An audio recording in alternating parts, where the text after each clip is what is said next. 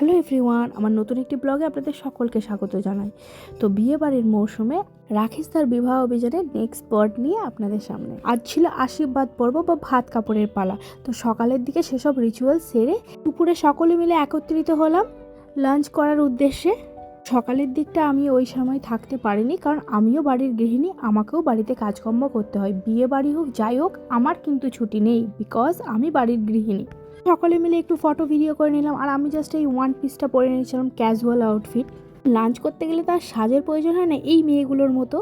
দেখ, সকলে মিলে একত্রিত বসে পড়েছিলাম। অ্যাকচুয়ালি সবার খাওয়া হয়ে গেছিলো, আমাদের বন্ধুদের পর্বটাই লেট হয়ে গেছিলাম আর কি। আর খাওয়া দাওয়াটা তো আমরা বন্ধুরা মিলে একসাথে জমিয়ে করছিলাম, আড্ডা দিয়ে ভীষণ ভালো লাগছিল আর কি।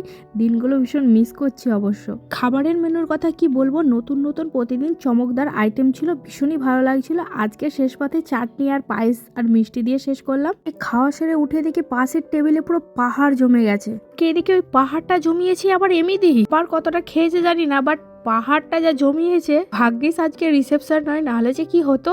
সবাই মিলে মজা আড্ডা দিয়ে পরে টুকটাক কাজ ছিল সেটা করে বাড়ি চলে এলাম। দেখা হবে পরের ব্লগে। আজ আসছি।